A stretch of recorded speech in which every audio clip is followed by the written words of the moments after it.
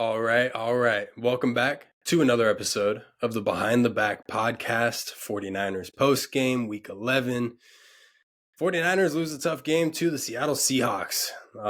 This was just a couple different storylines in this one, a couple big ones that I'll get into, but this was overall a frustrating game. The story of this, number one story for me is the injuries going into it.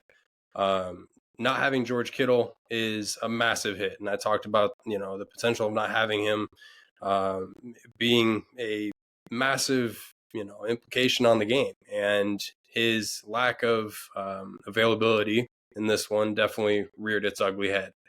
The Niners struggled to move the ball, and that was clear against a defense in the Seattle Seahawks that struggles on the ground game, struggles to contain the ground game. The Niners were not having much success on the ground. And that was a lot of the story in the first half. As the game went on, it opened up a little bit more as guys got tired, right? But, not being able to establish that ground game early and not being able to, run behind a guy like George Kittle, who is a prolific, blocker, it's tough. It's tough to establish a rhythm. And that was a lot of the frustration that the Niners were having early on in this game. It just felt like every time that they would get something going, there'd be a penalty or something that set them back. And it wasn't really a recipe for success in this one. And in a lot of ways, that's the biggest reason why you lose to a team that's not better than you. And that's, again, been the story a lot this season. This Niners team hasn't seen a fully healthy game. At no point in this season have the Niners been fully healthy, unlike vast majority of the teams in the NFL. And yet they've been right there in the mix. Why? Because, they've got probably the best roster in football when fully healthy. So I will say the overall game defensively that the Niners played, I couldn't actually be more happy with. Obviously, that last drive was a little bit funky, but I really don't have much to say in terms of negativity throughout the rest of the game. There were a few calls that didn't go the Niners' way at the end of the later stages of the game. A couple plays that were clearly out of bounds, weren't called out of bounds even after review, and that hurts. But overall in this one, a lot of it too is the Niners just shooting themselves in the foot. They had 8 penalties for 54 yards. And, when I look at that, probably 4 of those, at least half of them, maybe more, I think maybe 5, were on the offense. And they came at awful times where it's like 3rd and shorts or 2nd and shorts. And then we get a false start or a hold, and the ball is backed up, and that just kind of kills all the momentum for the drive. So frustrating in that regard, to see just any momentum starting to get going, and then there's a penalty, and it just kills your momentum, and it backs you up, and then you're out of field goal range. It's really frustrating. So, first half thoughts, offensively, the Niners were struggling to move the ball and continue drives with a lot of those penalties coming in the first half. They were doing really well defensively. They were playing smart, and they just needed to continue doing so. Going into the second half, I needed to see the Niners make proper adjustments coming out of halftime, protect the football, get a defensive takeaway, and get down in the red zone and get points. Well, coming out of halftime, they got that interception. On 3rd down, Geno threw an interception to Isaac Yiadom, and look, Geno's overrated. It's simple as that. He can say night-night to our fans all he wants. He's 1-5 against us. But he did make some plays in this one, but that interception was awful. I mean, I don't know what he was throwing to. And, Brock Purdy didn't play a perfect game either. He threw an interception as well on a ball that honestly he probably shouldn't have been throwing.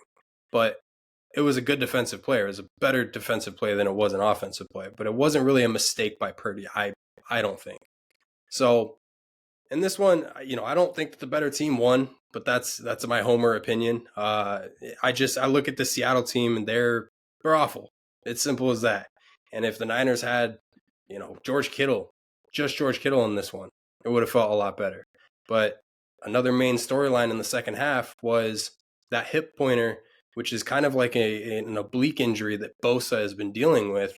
It reared its ugly head, and Bosa was banged up, and he couldn't go anymore. And so in the second half, he went out after a sack and didn't return to the game. And then Juszczyk gets hurt. So it's, this story that I've been talking about. I mean, I'm tired of talking about it. It's week 11 and I've talked about it every single week because it's been a factor. These injuries are just piling up and they continue to pile up. So unfortunately, the Niners made a really good, got a really good stop on 4th and inches, getting the ball back with under 4 minutes left, but couldn't generate anything offensively.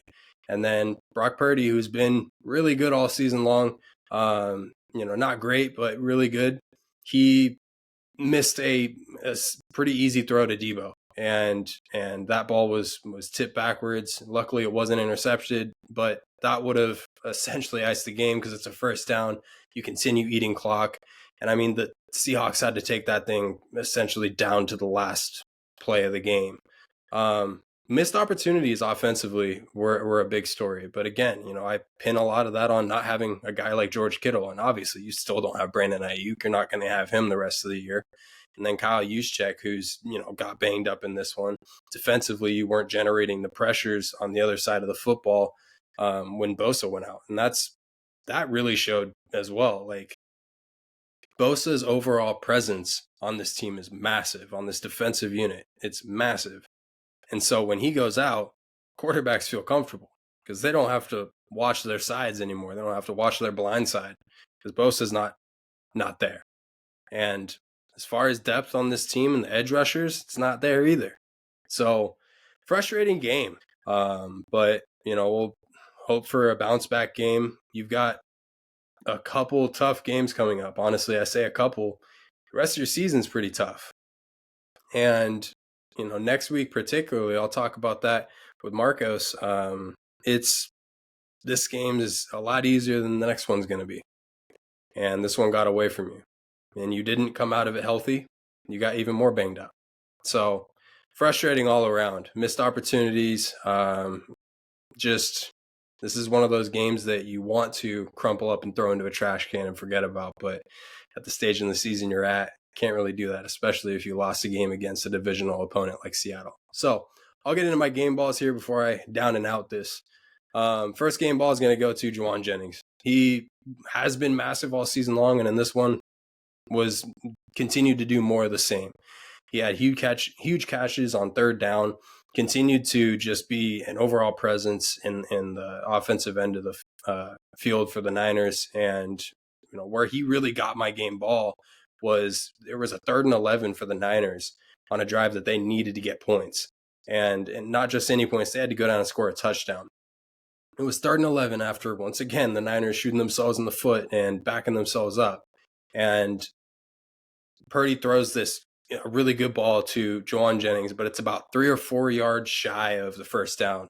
And Jauan just goes head first at 3 different Seahawks and tramples forward for a first down, and then ended up that touchdown at the end of the drive. So it was just an awesome game for Jauan. He continues to be our best receiver this year, not even close. Debo was pretty quiet in this one, didn't really have a great game. You wanted to see a little bit more out of him, but I don't feel like he's necessarily full strength either. He only had 3 receptions for 20 yards.